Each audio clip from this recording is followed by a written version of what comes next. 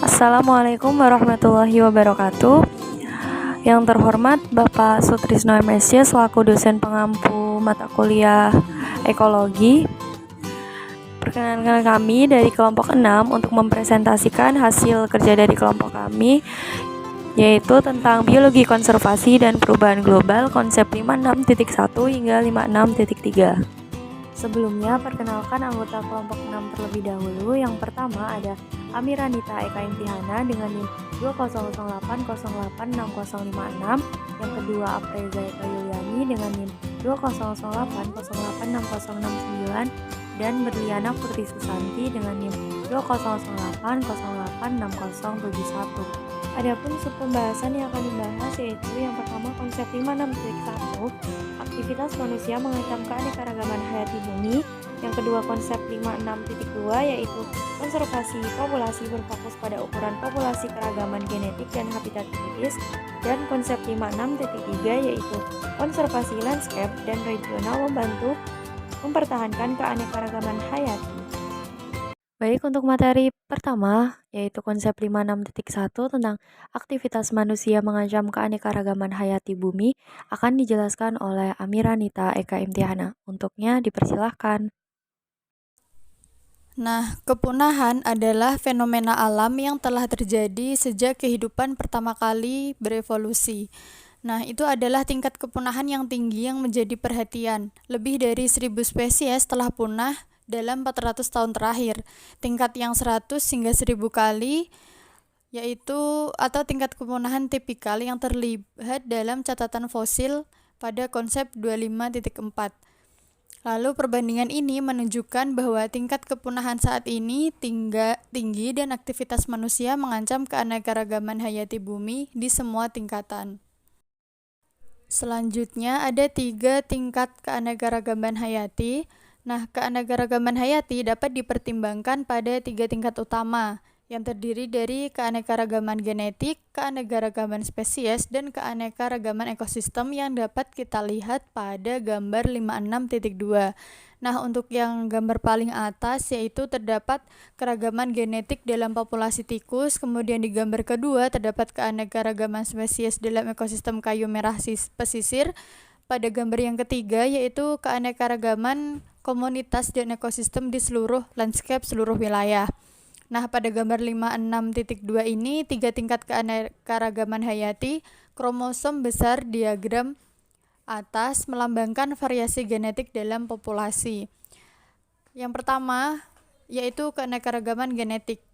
Keragaman genetik tidak hanya terdiri dari variasi genetik individu dalam suatu populasi, tetapi juga perbedaan genetik antar populasi. Nah, perbedaan yang sering dikaitkan dengan adaptasi terhadap kondisi lokal. Jika satu populasi punah, maka suatu spesies mungkin telah kehilangan sebagian keragaman genetik yang memungkinkan terjadinya mikroevolusi, dan erosi keragaman genetik ini pada gilirannya akan mengurai potensi adaptif pada spesies. Yang kedua yaitu ada keanekaragaman spesies. Nah, kesadaran publik akan krisis keanekaragaman hayati berpusat pada keanekaragaman spesies, di mana jumlah spesies dalam satu ekosistem atau di seluruh biosfer. Perkiraan jumlah spesies yang ada saat ini berkisar dari 5 juta menjadi 100 juta. Perhatian khusus adalah spesies yang terancam punah atau terancam. Spesies yang terancam punah adalah spesies yang berada dalam bahaya kepunahan di seluruh atau sebagian besar wilayahnya, sebagaimana dapat kita perhatikan dalam gambar 56.3, yaitu 100 detak jantung dari kepunahan. Nah, ini adalah 2 anggota dari apa yang disebut oleh ahli biologi Harvard E.O. Wilson sebagai klub 100 detak jantung. Spesies dengan kurang dari 100 individu yang tersisa di bumi yaitu ada lumba-lumba sungai Yangtze, mungkin sudah punah, tetapi beberapa individu dilaporkan terlihat pada tahun 2007. Nah, sedangkan spesies yang terancam dianggap akan terancam punah dalam waktu dekat. Berikut ini adalah beberapa statistik yang menggambarkan masalah hilangnya spesies. Yang pertama yaitu menurut Persatuan Internasional untuk Konservasi Alam dan Sumber Daya Alam atau IUCN, 13% dari 10.000 spesies burung yang diketahui dan 22% dari 5.500 spesies mamalia yang diketahui telah terancam. Kemudian yang kedua, sebuah survei oleh Pusat Konservasi Tumbuhan menunjukkan bahwa dari hampir 20.000 spesies tumbuhan yang dikenal di Amerika Serikat, kemudian 200 telah punah sejak catatan tersebut disimpan dan 730 terancam punah atau terancam. Yang ketiga yaitu di Amerika Utara, setidaknya 123 spesies hewan air tawar telah punah sejak tahun 1900 dan ratusan spesies lainnya terancam. Tingkat kepunahan fauna air tawar Amerika Utara ini sekitar 5 kali lebih tinggi daripada hewan darat. Selanjutnya yang ketiga yaitu keanekaragaman ekosistem. Keanekaragaman ekosistem di bumi merupakan tingkat ketiga keanekaragaman hayati. Karena banyaknya interaksi antar anggota spesies yang berbeda dalam satu ekosistem, kepunahan populasi satu spesies dapat berdampak negatif pada spesies lain dalam ekosistem. Nah, misalnya nih, kelelawar yang disebut rubah terbang adalah penyerbuk dan penyebar benih penting di Kepulauan Pasifik, di mana mereka semakin banyak diburu sebagai makanan mewah. Dapat kita lihat pada gambar 56.4, yaitu terdapat kelelawar atau rubah terbang Mariana yang terancam punah atau Pteropus marianus yang berperan penting dalam penyerbukan.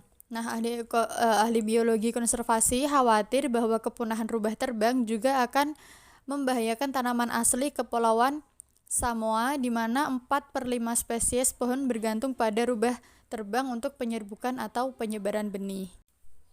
Oke, untuk selanjutnya yaitu mengenai keanekaragaman hayati dan kesejahteraan manusia. Nah, mengapa sih kita harus peduli dengan hilangnya keanekaragaman hayati?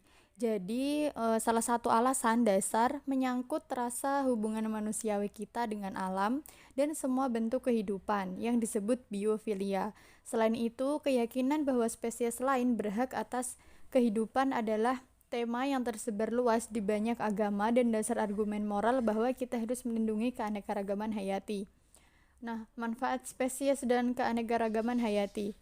Jadi, banyak spesies terancam yang berpotensi menyediakan obat-obatan, makanan, dan serat untuk digunakan manusia, menjadikan keanekaragaman hayati sebagai sumber daya alam yang penting. Nah, jika kita kehilangan populasi tanaman yang terkait erat dengan spesies pertanian, kita kehilangan sumber daya genetik yang dapat digunakan untuk meningkatkan kualitas tanaman seperti ketahanan terhadap penyakit. Lalu di Amerika Serikat, sekitar 25% dari resep yang dikeluarkan dari apotek mengandung zat yang berasal dari tanaman. Sebagai contoh, para peneliti menemukan bahwa periwinkle kemerahan yang tumbuh di Madagaskar mengandung alkaloid yang menghambat pertumbuhan sel kanker. Nah, dapat dilihat pada gambar 56.5, yaitu ada tumbuhan periwinkle kemerahan atau Catharanthus roseus, tanaman yang menyelamatkan nyawa. Nah, penemuan ini mengarah pada pengobatan untuk dua bentuk kanker yang mematikan, yaitu limfoma Hodgkin dan leukemia masa kanak-kanak yang menghasilkan remisi dalam banyak kasus. Madagaskar juga merupakan rumah bagi 5 spesies periwinkle lainnya, salah satunya sudah hampir punah. Next, yaitu layanan ekosistem. Jasa ekosistem mencakup semua proses yang melaluinya. Ekosistem alam membantu menopang kehidupan manusia. Ekosistem memurnikan udara dan air kita. Nah, mereka mendetoksifikasi dan menguraikan limbah kita dan mengurai dampak cuaca ekstrim dan banjir. Organisme dalam ekosistem menyerbuki tanaman kita, mengendalikan hama, dan menciptakan serta melestarikan tanah kita. Apalagi beragam layanan ini disediakan secara gratis. Nah, pada tahun 1997, para ilmuwan memperkirakan nilai jasa ekosistem bumi sebesar 33 dolar triliun per tahun, hampir 2 kali lipat produk nasional bruto semua negara di bumi pada saat itu adalah 18 dolar triliun. Nah, kota New York menginvestasikan sebanyak 15 dolar miliar untuk membeli tanah dan memulihkan habitat di pegunungan Catskill, sumber sebagian besar air tawar kota. Untuk investasi ini didorong oleh meningkatnya pencemaran air oleh limbah, pestisida, dan pupuk. Dengan memanfaatkan jasa ekosistem untuk memurnikan airnya secara alami, kota ini menghindari pengeluaran sebesar 2 dolar miliar untuk membangun pabrik pengolahan air baru dan 300 dolar juta setahun untuk menjalankan pabrik tersebut. Selanjutnya mengenai ancaman terhadap keanekaragaman hayati. Jadi banyak aktivitas manusia yang berbeda mengancam keanekaragaman hayati pada skala lokal, regional, dan global. Ancaman yang ditimbulkan ini mencakup 4 jenis utama. Yang pertama yaitu hilangnya habitat, kemudian yang kedua pemanenan yang berlebihan, yang ketiga spesies introduksi, dan yang keempat yaitu perubahan global. Ya, langsung saja mari kita bahas untuk yang pertama yaitu hilangnya habitat. Nah, hilangnya habitat disebabkan oleh faktor-faktor seperti pertanian, pembangunan perkotaan, kehutanan, pertambangan, dan polusi. Perubahan iklim global juga mengubah habitat saat ini dan akan memiliki efek yang lebih besar di akhir abad ini. Hilangnya habitat dan fragmentasi dapat terjadi di wilayah yang sangat luas dan sekitar 98% hutan kering tropis di Amerika Tengah dan Meksiko telah ditebang. Nah, pembukaan hutan hujan tropis di negara bagian Veracruz, Meksiko sebagian besar untuk peternakan sapi telah mengakibatkan hilangnya lebih dari 90% hutan asli, kemudian meninggalkan petak-petak hutan yang relatif kecil dan terisolasi, serta banyak habitat alam lainnya juga telah terfragmentasi oleh aktivitas manusia seperti pada gambar 56.6 yaitu fragmentasi habitat di kaki Bukit Los Angeles. Perkembangan di lembah dapat membatasi organisme yang menghuni jalur sempit lereng tersebut. Dari contoh-contoh tadi, survei keanekaragaman tumbuhan dari 54 sisa padang rumput Wisconsin yang dilakukan pada tahun 1948 sampai 1954 dan 1987 sampai 1988 menunjukkan bahwa sisa-sisa tersebut kehilangan 8 sampai 60% spesies tumbuhan mereka dalam waktu antara dua survei. Kemudian sekitar 70% terumbu karang di antara komunitas perairan paling kaya spesies di bumi telah rusak oleh aktivitas manusia. Pada tingkat kerusakan saat ini yaitu 40-50% terumbu karang rumah bagi sepertiga spesies ikan laut dapat menghilang dalam 30 hingga 40 tahun ke depan. Habitat air tawar juga hilang seringkali sebagai akibat dari bendungan, waduk, modifikasi saluran, dan pengaturan aliran yang sekarang mempengaruhi sebagian besar sungai di dunia. Misalnya, lebih dari 30 bendungan dan kunci yang dibangun di sepanjang lembah sungai Mobile di Amerika Serikat bagian tenggara mengubah kedalaman dan aliran sungai. Selain memberikan manfaat pembangkit listrik tenaga air dan meningkatkan lalu lintas kapal, bendungan dan kunci ini juga membantu mendorong lebih dari 40 spesies kerang dan siput menuju kepunahan. Nah, ancaman yang kedua yaitu spesies introduksi. Spesies yang diintroduksi terkadang disebut spesies invasif. Non-pribumi atau eksotik adalah spesies yang dipindahkan manusia secara sengaja atau tidak sengaja dari lokasi asli spesies ke wilayah geografis baru. Spesies yang ditransplantasikan tersebut dapat menyebar dengan cepat melalui wilayah baru. Nah, beberapa spesies yang diperkenalkan mengganggu komunitas baru mereka seringkali dengan memangsa organisme asli atau mengungguli organisme asli untuk mendapatkan sumber daya. Misalnya, ular pohon coklat secara tidak sengaja diperkenalkan ke Pulau Guam dari bagian lain Pasifik Selatan setelah Perang Dunia Kedua. Nah, sejak itu 12 spesies burung dan 6 spesies kadal yang dimakan ular telah punah di Guam. Lalu, pada tahun 1988, karena zebra yang menghancurkan moluska pemakan suspensi ditemukan di Great Lakes di Amerika Utara, kemungkinan besar diperkenalkan di air pemberat kapal yang datang dari Eropa. Kerang zebra membentuk koloni padat dan telah mengganggu ekosistem air tawar, mengancam spesies air asli. Mereka juga menyumbat struktur pemasukan air, menyebabkan kerugian miliaran dolar pada pasokan air domestik dan industri. Manusia telah dengan sengaja memperkenalkan banyak spesies dengan niat baik, tetapi efeknya membawa malapetaka. Seperti tanaman Asia bernama kudzu yang pernah diperkenalkan oleh Departemen Pertanian Amerika Serikat di Amerika Serikat bagian selatan untuk membantu mengendalikan erosi telah mengambil alih area landscape yang luas di sana. Nah, gambarnya Gambar 56.7 yaitu kudu spesies introduksi tumbuh subur di Amerika Serikat bagian tenggara. Lanjut, yang ketiga yaitu pemanenan berlebihan. Istilah overharvesting umumnya mengacu pada pemanenan organisme liar pada tingkat yang melebihi kemampuan populasi mereka untuk pulih kembali. Nah, penurunan hewan darat terbesar di bumi adalah gajah Afrika, contoh klasik dari dampak perburuan berlebihan. Nah, sebagian besar karena perdagangan gading, populasi gajah telah menurun di sebagian besar Afrika selama 50 tahun terakhir. Nah, ahli biologi konservasi semakin menggunakan alat genetika molekuler untuk melacak asal-usul jaringan yang diambil dari spesies yang terancam punah. Sebagai contoh, para peneliti telah menggunakan DNA yang diisolasi dari sampel kotoran gajah untuk menyusun peta referensi DNA untuk gajah Afrika atau Loxodonta africana. Dengan membandingkan peta referensi ini dengan DNA yang diisolasi dari gading yang dipanen secara legal atau oleh pemburu liar, mereka dapat menentukan dalam beberapa ratus kilometer di mana gajah dibunuh. Nah, dapat dilihat pada gambarnya yaitu forensik ekologi dan perburuan gajah. Nah, selain perburuan gajah tadi, banyak populasi ikan yang penting secara komersial yang pernah dianggap tidak ada habisnya telah dihancurkan oleh penangkapan ikan yang berlebihan. Permintaan dari populasi manusia yang meningkat akan makanan kaya protein ditambah dengan teknologi pemanenan baru seperti penangkapan ikan dengan tali panjang dan pukat modern telah mengurangi populasi ikan ini ke tingkat yang tidak dapat mempertahankan eksploitasi lebih lanjut. Sampai beberapa dekade terakhir, tuna sirip biru Atlantik dianggap sebagai ikan olahraga dengan nilai komersial yang kecil, hanya beberapa sen per pon untuk digunakan dalam makanan kucing.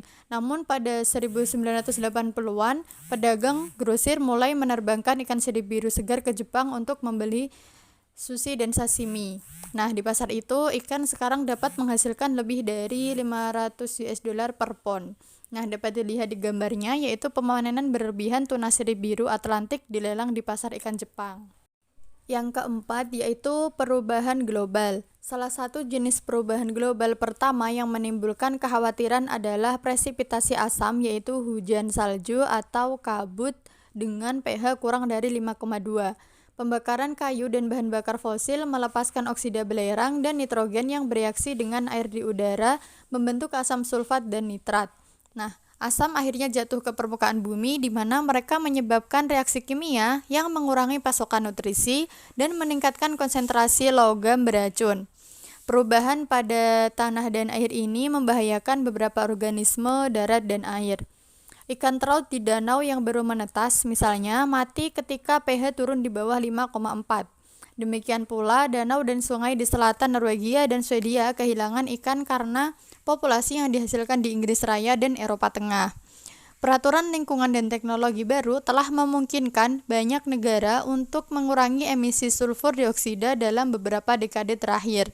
Di Amerika Serikat, emisi sulfur dioksida menurun lebih dari 75% antara tahun 1990 dan 2013 secara bertahap mengurangi keasaman presipitasi. Pada gambar 56.10 yaitu grafik perubahan pH presipitasi di hutan percobaan Hubbard Brook, New Hampshire. Lalu, bisakah spesies yang punah dibangkitkan? Beberapa ilmuwan tetap mencoba menggunakan teknik cloning untuk menghidupkan kembali spesies yang telah punah. Misalnya, para peneliti menggunakan pendekatan ini dalam upaya untuk membalikkan kepunahan Ibex praenan, Cepra praenaica. Baru-baru ini, para peneliti menyelesaikan langkah awal menuju kemungkinan penggunaan cloning untuk mencegah kepunahan badak putih utara, yaitu Ceratotherium simum cotanice. Simum cotani jantan terakhir mati pada 2018, membuat badak putih utara akhirnya punah. Nah, pada tahun yang sama, para peneliti berhasil menciptakan embrio hibrida menggunakan sperma dari badak putih utara dan telur dari badak putih selatan yang berkerabat dekat dengan C. simum. Selanjutnya untuk konsep 56.2 tentang konservasi populasi berfokus pada ukuran populasi, keragaman genetik, dan populasi krisis akan dijelaskan oleh saya sendiri atau Apreza Eka Yuliani. Untuknya dipersilakan. Yang pertama adalah resiko kepunahan pada populasi. Populasi kecil sangat rentan terhadap panen berlebihan, hilangnya habitat, dan ancaman lain terhadap keanekaragaman hayati. Nah, setelah faktor-faktor tersebut telah mengurangi ukuran populasi menjadi sejumlah kecil individu, ukuran kecil itu sendiri dapat mendorong populasi ke kepunahan. Selanjutnya adalah pusaran kepunahan atau implikasi evolusi ukuran populasi kecil. Nah, adapun faktor kunci yang mendorong pusaran kepunahan adalah hilangnya variasi genetik yang memungkinkan respon evolusioner terhadap perubahan lingkungan seperti munculnya galur patogen baru. Nah, perkawinan sedarah dan penyimpangan genetik dapat menyebabkan hilangnya variasi genetik dan efeknya menjadi lebih berbahaya ketika populasi menyusut. Perkawinan sedarah sering mengurangi kecocokan karena keturunannya lebih cenderung homozigot untuk sifat resesif yang berbahaya. Nah, gambar di samping merupakan gambar proses pusaran kepunahan. Studi kasus The Greater Prairie Chicken and Extinction Vortex. Nah, ketika orang Eropa tiba di Amerika Utara, ayam prairie yang lebih besar atau Tympanuchus cupido adalah umum dari New Zealand ke Virginia dan melintasi padang rumput berbenua. Budidaya lahan untuk pertanian memecah populasi spesies ini dan kelimpahannya menurun dengan cepat. Illinois memiliki jutaan ayam padang rumput yang lebih besar pada abad ke-19 tapi kurang dari 50 pada tahun 1993. Nah, akhirnya para peneliti menemukan bahwa penurunan populasi Illinois dikatakan dengan penurunan variasi genetik dan penurunan kesuburan. Sebagai uji hipotesis pusaran kepunahan, para ilmuwan meningkatkan variasi genetik dengan mengimpor 271 burung dari populasi yang lebih besar di tempat lain. Nah, populasi Illinois pulih kembali, menunjukkan bahwa mereka sedang menuju kepunahan sampai diselamatkan oleh transfusi variasi genetik. Nah, dapat dilihat gambar di samping merupakan gambar dari burung Illinois dan juga populasi dinamik. Populasi dinamik dari burung Illinois ini juga. Nah, selanjutnya adalah ukuran populasi yang layak minimum. Seberapa kecil suatu populasi sebelum memulai pusaran kepunahan? Nah, jawabannya tergantung pada jenis organisme dan faktor lainnya. Ukuran populasi minimal di mana suatu spesies mampu mempertahankan jumlahnya dikenal sebagai populasi minimum yang layak atau MVP. MVP biasanya diperkirakan untuk spesies tertentu menggunakan model komputer yang mengintegrasikan banyak faktor. Nah, perhitungan tersebut dapat mencakup misalnya perkiraan berapa banyak individu dalam populasi kecil yang kemungkinan besar akan terbunuh oleh bencana alam, seperti badai. Sekali dalam pusaran kepunahan, 2 atau 3 tahun berturut-turut, cuaca buruk bisa menghabisi populasi yang sudah di bawah MVP-nya. Lalu ada ukuran populasi yang efektif. Nah, ukuran total suatu populasi mungkin menyesatkan karena hanya anggota populasi tertentu yang berhasil berkembang biak dengan mewariskan alelnya kepada keturunannya. Oleh karena itu, estimasi MVP yang berarti mengharuskan peneliti untuk menentukan ukuran populasi efektif yang didasarkan pada potensi pemuliaan populasi. Nah, adapun rumus berikut menggambarkan salah satu cara untuk memperkirakan ukuran populasi efektif disingkat dengan NE. Dapat dilihat rumusnya pada slide. Lalu NF dan NM berturut-turut adalah jumlah betina dan jumlah jantan yang berhasil berkembang biak. Banyak faktor yang dapat mempengaruhi NE. Akibatnya, formula alternatif untuk memperkirakan NE telah dikembangkan untuk memperhitungkan faktor-faktor seperti usia saat pematangan, hubungan genetik di antara anggota populasi, efek aliran gen, dan fluktuasi populasi.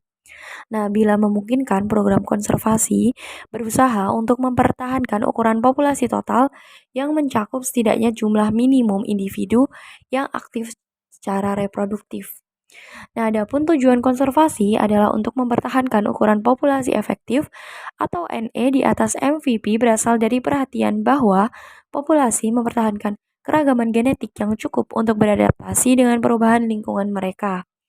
Nah, adapun tujuan dari analisis ini adalah untuk memprediksi peluang populasi untuk bertahan hidup. Nah, biasanya dinyatakan sebagai probabilitas spesifik untuk bertahan hidup seperti peluang 95% selama interval waktu tertentu, mungkin 100 tahun. Pendekatan model seperti itu memungkinkan ahli biologi konservasi untuk mengeksplorasi konsekuensi potensial dari rencana pengelolaan alternatif. Selanjutnya ada studi kasus analisis populasi beruang grizzly. Nah, salah satu analisis kelangsungan hidup populasi pertama dilakukan pada tahun 1978 oleh Mark Shaffer sebagai bagian dari studi jangka panjang beruang grizzly di Taman Nasional Yellowstone dan sekitarnya.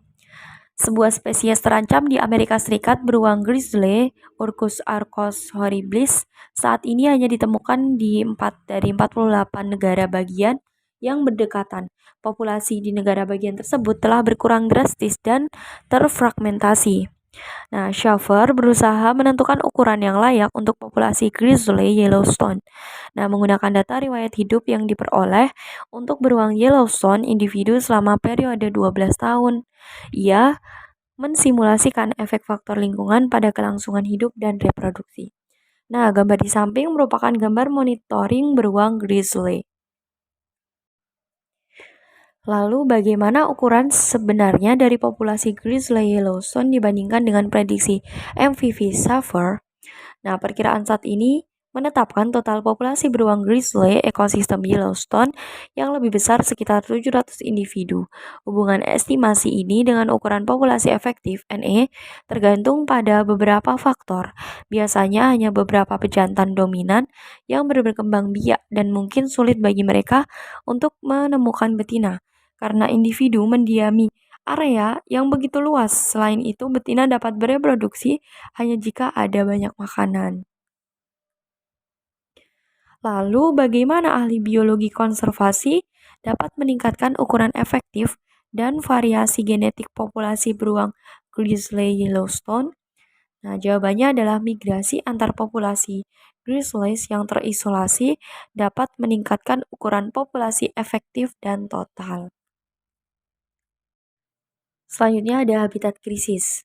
Nah, fokus pada pentingnya habitat krisis menekankan pada faktor lingkungan yang dapat menyebabkan penurunan populasi di tempat pertama. Jika misalnya suatu daerah mengalami deforestasi, maka spesies yang bergantung pada pohon akan berkurang kelipatannya terlepas dari apakah mereka mempertahankan variasi genetik atau tidak. Lalu ada studi kasus penurunan burung pelatuk jengger. Nah, pelatuk jengger merah atau Pichyodis borealis hanya ditemukan di Amerika Serikat bagian tenggara. Faktor habitat yang penting bagi burung pelatuk berjenggot merah adalah tumbuhan bawah di sekitar batang pinus harus rendah. Nah, salah satu faktor yang menyebabkan penurunan habitat jumlah burung pelatuk adalah perusakan atau fragmentasi habitat yang layak oleh penebangan dan pertanian. Nah, manajemen konservasi telah membantu memulihkan habitat yang dapat mendukung populasi yang layak. Terkadang pengelola konservasi juga membantu spesies menjajah habitat yang dipulihkan. Nah, berdasarkan eksperimen ini, para konservasionis memprakarsai program pemeliharaan habitat yang mencakup pembakaran terkendali dan penggalian lubang sarang baru yang dapat memungkinkan spesies yang terancam punah ini mulai pulih. Nah, gambar di samping merupakan gambar dari burung pelatuk jengger merah dan juga habitat burung pelatuk. Nah, materi yang terakhir yaitu menimbang tuntutan yang bertentangan. Nah, menentukan jumlah populasi dan kebutuhan habitat hanyalah bagian dari strategi untuk menyelamatkan spesies. Para ilmuwan juga perlu mempertimbangkan kebutuhan spesies terhadap tuntutan lain yang saling bertentangan. Nah, upaya konservasi yang berhasil seringkali mengupayakan hasil yang menang-menang untuk melindungi spesies dan pekerjaan yang terancam punah atau aspek lain dari ekonomi suatu wilayah. Nah, pertimbangan penting lainnya adalah peran ekologis suatu spesies. Dalam kebanyakan situasi, ahli biologi konservasi juga harus melihat melampaui spesies tunggal dan mempertimbangkan seluruh komunitas dan ekosistem sebagai unit keanekaragaman hayati yang penting. Baik, untuk materi yang terakhir yaitu konsep 56.3 tentang konservasi landscape dan regional membantu mempertahankan keanekaragaman hayati akan dijelaskan oleh Berliana Putri Susanti. Untuknya, saya persilahkan. Untuk konsep yang terakhir yaitu konsep 56.3 dengan tema konservasi, landscape, dan regional membantu mempertahankan keanekaragaman hayati. Nah, meskipun upaya konservasi secara historis berfokus pada penyelamatan spesies individu, namun upaya yang saat ini sering berupaya mempertahankan keanekaragaman hayati seluruh komunitas, ekosistem, dan landscape. Nah, pandangan ini sangat luas yang menuntut penerapan tidak hanya prinsip-prinsip ekologi, namun juga aspek-aspek dinamika populasi manusia dan ekonomi. Pembahasan yang kedua yaitu mengenai struktur landscape dan keanekaragaman hayati. Nah, keanekaragaman hayati suatu landscape sangat dipengaruhi oleh beberapa faktor. Misalnya itu ada fitur fisik dan strukturnya. Nah, kita harus paham struktur landscape yang mana itu sangat penting dalam konservasi karena di sini itu banyak spesies yang digunakan yang mencakup lebih dari satu spesies dan lebih dari satu jenis ekosistem yang banyak hidup di perbatasan antar ekosistem. Adapun bahasan pada struktur landscape ini akan mengenai fragmentasi dan tepi, kemudian yang kedua koridor yang menghubungkan fragmen habitat. Untuk fragmentasi dan tepi dapat dilihat pada gambar 56.16 yaitu ini adalah gambar dari tepi alami antar ekosistem di Siberia. Baiklah, untuk pembahasannya itu mengenai fragmentasi dan tepi yaitu batas atau tepian antara ekosistem seperti antara danau dan hutan. Di sekitarnya itu ada lahan pertanian dan perumahan pinggir kota yang menentukan fitur landscape. Kemudian di permukaan tanah tepi antara patch hutan dan area yang terbakar menerima lebih banyak sinar matahari dan biasanya lebih panas dan lebih kering daripada bagian dalam hutan, tapi lebih dingin dan lebih basah daripada permukaan tanah di area yang terbakar. Kemudian dari gambar itu dapat dijelaskan bahwa ekosistem di mana tepi muncul dari perubahan manusia seringkali telah mengurangi keanekaragaman hayati dan spesies yang beradaptasi di tepi lebih banyak. Misalnya pada rusa berekor putih atau dengan nama ilmiah Odocoileus virginianus yang mana itu tumbuh subur di habitat tepi, di mana mereka dapat menelusuri semak kayu sehingga populasi rusa ini sering berkembang ketika hutan ditebang dan lebih banyak tepi dihasilkan seperti pada gambar yang sudah ditampilkan ya. Kemudian masih dengan bahasan yang sama yaitu mengenai fragmentasi dan tepi namun dengan gambar berbeda, yakni dapat dilihat pada gambar 56.17. Ini adalah gambar fragmen hutan hujan di Amazon yang dibuat sebagai bagian dari proyek dinamika biologis dari fragmen hutan. Jadi ini adalah buatan dari manusia.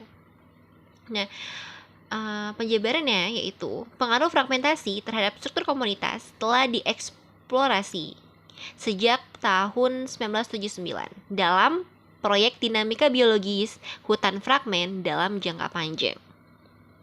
Nah, proyek ini terletak di jantung lembah Sungai Amazon, wilayah studi yang terdiri dari fragmen hutan hujan tropis yang terisolasi yang dipisahkan dari hutan kontinu di sekitarnya dengan jarak 80-1000 meter. Kemudian dari proyek ini pasti banyak peneliti ya yang mengerjakannya dan mendokumentasi efek dari fragmentasi buatan mereka pada organisme mulai dari lumut hingga kumbang sampai ke burung. Peneliti juga secara konsisten menemukan bahwa spesies yang beradaptasi dengan interior hutan menunjukkan penurunan terbesar ketika patch adalah yang terkecil, menunjukkan bahwa landscape yang didominasi oleh fragmen kecil akan mendukung lebih sedikit spesies. Kemudian selanjutnya kita akan bahas mengenai koridor yang menghubungkan fragmen antar habitat. Di habitat yang terfragmentasi, keberadaan koridor pergerakan, jalur sempit, atau rangkaian rumpun kecil habitat yang menghubungkan patch yang terisolasi dapat menjadi hal yang penting untuk melestarikan keanekaragaman hayati. Contohnya pada habitat riparian yang mana ini sering berfungsi atau dijadikan sebagai koridor, dan di beberapa negara kebijakan pemerintah melarang pengubahan habitat ini. Selain tadi habitat riparian, kemudian ada koridor pergerakan yang juga dapat mendorong penyebaran dan mengurangi perkawinan sedarah pada populasi yang menurun. Koridor telah terbukti meningkatkan pertukaran individu di antara populasi banyak organisme. Contohnya itu ada kupu-kupu, tikus, dan tanaman air. Nah, koridor juga bisa berbahaya ternyata nih. Misalnya dengan membiarkan penyebaran penyakit.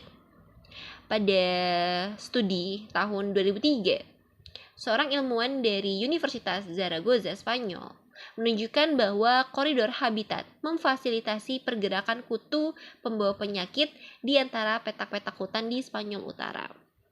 Nah, untuk koridor ini dapat dilihat pada gambar, yakni gambar 56.18. Ini adalah koridor buatan yang ada di Belanda, khususnya di jalan layangnya, yang membantu hewan melintasi penghalang buatan manusia. Dapat dilihat ya, di bagian atas itu seperti kayak ada jalan yang ditumbuhi dengan pohon-pohon, rumput-rumputan. Namun di bawahnya ternyata ada jalan biasa seperti jalan tol untuk manusia. Jadi ada yang menghubungkan dari, mungkin kita bilangnya tuh hutan yang sebelah kanan hutan A dan sebelah kiri itu hutan B, seperti itu. Bahasan selanjutnya itu mengenai membangun kawasan lindung. Di sini muncul dua pertanyaan penting. Yang pertama adalah, haruskah cagar alam tersebut dikelola untuk meminimalkan resiko kebakaran dan pemangsaan terhadap spesies yang terancam? Kemudian yang kedua adalah, atau haruskah cagar alam dibiarkan sealami mungkin dengan proses seperti api yang disulut oleh petir dibiarkan menyala dengan sendirinya? Tentunya tidak ya teman-teman. Kenapa? Karena pasti kita sebagai manusia yang memiliki akal dan pikiran itu harus melestarikan, harus berupaya untuk memastikan bahwa kawasan lindung seperti hutan, kemudian sungai dan lainnya itu terjaga dengan baik. Nah, untuk itu kita harus berupaya membuat mengenai cagar alam atau hutan lindung buatan manusia. Yang pertama yang dapat kita lakukan yaitu adalah pelestarian titik panas keanekaragaman hayati. Nah, apa sih titik panas keanekaragaman hayati? Titik panas keanekaragaman hayati adalah wilayah yang relatif kecil dengan banyak spesies endemik, yaitu spesies yang tidak ditemukan di tempat lain di dunia atau spesies khusus yang ada di daerah tertentu. Dan sejumlah besar spesies yang terancam punah dan terancam akan hilang keberadaannya. Kemudian ternyata hampir 30% dari semua spesies burung dapat ditemukan di titik-titik panas yang hanya sekitar 2% dari luas daratan bumi. Bersama-sama, titik panas keanekaragaman hayati terestrial terpanas berjumlah kurang dari 1,5% dari daratan bumi. Namun, menjadi tempat atau rumah bagi lebih dari sepertiga dari semua spesies tanaman, termasuk amfibi, reptil, dan juga burung, dan ada mamalia. Ekosistem perairan juga memiliki hotspot atau titik panasnya seperti terumbu karang dan sistem sungai tertentu. Nah, penjelasan yang saya sebutkan tadi dapat kita lihat pada gambar. Ya, ini seperti kayak ada peta dunia dengan lokasi-lokasi. Dapat dilihat bahwa untuk yang tertanda warna ungu itu adalah titik panas keanekaragaman hayati darat, atau bahasa Inggrisnya itu terrestrial hotspot. Kemudian kalau yang segitiga itu adalah marine hotspot, atau bagian titik panas dari laut yang ada di bumi. Nah, kemudian masih penjelasan dari gambar 56.19, itu ini adalah gambar dari titik panas keanekaragaman hayati di sudut barat daya Australia, yang mana ternyata di sana itu menyimpan ribuan spesies tumbuhan endemik atau unik di daerah tersebut, dan banyak vertebrata juga yang endemik. Nah, para peneliti baru-baru ini menyimpulkan bahwa antara 5% dan 25% dari spesies tanaman yang mereka teliti mungkin akan punah pada tahun 2080 karena tanaman tersebut tidak akan mampu mentolerir peningkatan kekeringan yang diprediksi untuk wilayah ini. Jadi, mungkin saran dari saya untuk peneliti yang ada di Australia atau bahkan di seluruh dunia, mereka harus bisa menjaga kelestarian lingkungan yang ada di Australia sana, karena untuk menjaga juga spesies tanaman yang diprediksi ini akan punah, karena sayang sekali bukan tanaman-tanaman tersebut mungkin memiliki manfaat juga untuk kita, namun malah punah gitu. Dan itu kan juga mungkin ada yang endemik juga kan, atau unik di situ yang tidak bisa kita temukan lagi di daerah lain.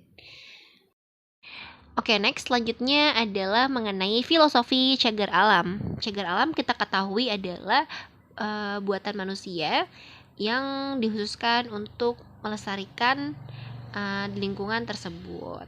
Nah, adapun pengertian cagar alam adalah pulau-pulau, kita sebut dengan pulau-pulau, keanekaragaman hayati yang dilindungi di lautan yang habitatnya diubah atau didegradasi oleh aktivitas manusia. Nah, kebijakan sebelumnya bahwa kawasan lindung harus disisihkan agar tetap tidak berubah selamanya, didasarkan pada konsep bahwa ekosistem adalah unit yang mengatur diri sendiri dan seimbang. Jadi, manusia-manusia ini sudah membentuk suatu daerah yang mana isinya itu adalah ekosistem-ekosistem yang mereka jaga dengan sebaik mungkin. Dan dengan harapan dengan adanya cagar alam ini dapat menjaga keseimbangan ekosistem tersebut. Kemudian, cadangan yang kecil dan tidak terhubung dapat memperlambat penyebaran penyakit antar populasi. Salah satu argumen untuk cagar alam yang besar adalah bahwa hewan besar memiliki jangkauan jauh dengan populasi kebatan rendah seperti beruang grizzly membutuhkan habitat yang luas. Cadangan besar juga memiliki perimeter yang lebih kecil secara proporsional daripada cadangan kecil, dan oleh karena itu kurang terpengaruh oleh tepi. Jadi kita harus membuat cadangan atau cagar alam ini sesuai dengan spesies yang ada. Kalau misalkan hewannya dengan ukuran tubuh yang besar, tidak mungkin kita beri space atau ruang yang kecil, karena nanti akan menghambat pergerakan mereka. Begitu juga dengan hewan-hewan kecil yang mana masih bisa kita tampung atau masih bisa kita letakkan di space yang sesuai dengan ukuran tubuhnya, namun tidak ngepas gitu ya teman-teman. Selanjutnya adalah cagar berzona. Nah, munculnya cagar berzona ini adalah untuk memenuhi tantangan utama dari pendekatan cagar berzona, yaitu untuk mengembangkan iklim sosial dan ekonomi di lahan sekitarnya yang kompatibel dengan kelangsungan hidup jangka panjang dari inti yang dilindungi. Nah, cagar berzona ini di daerah sekitarnya terus mendukung aktivitas manusia, namun peraturan mencegah jenis perubahan ekstensif yang mungkin membahayakan kawasan lindung. Akibatnya, habitat di sekitarnya berfungsi sebagai zona penyangga terhadap intrusi lebih lanjut ke daerah yang tidak terganggu. Nah, untuk lebih jelasnya, teman-teman bisa melihat ke gambar 56.20, yaitu adalah kawasan lindung di Costa Rica. Dengan bagian yang di hijau-hijau itu adalah protected land atau pulau yang dilindungi, dan bagian biru adalah protected Ocean atau laut yang dilindungi oleh pemerintah yang ada di Costa Rica. Ya. Costa Rica ini membuat kemajuan dalam mengelola cadangan yang dikategorikan, dan zona penyangga menyediakan pasokan produk hutan, air, dan pembangkit listrik tenaga air yang stabil.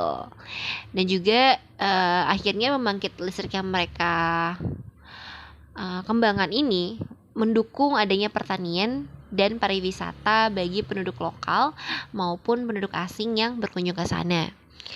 Nah, perlu diketahui Costa Rica ini mengandalkan sistem cadangan yang dikategorikan untuk mempertahankan setidaknya 80% spesies asli.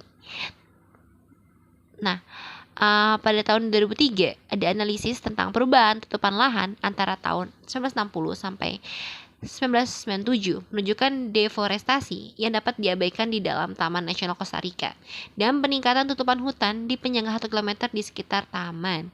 Namun, hilangnya tutupan hutan yang signifikan ditemukan di zona penyangga 10 km di sekitar semua taman nasional yang mengancam akan mengubah taman tersebut menjadi pulau-pulau habitat yang terisolasi.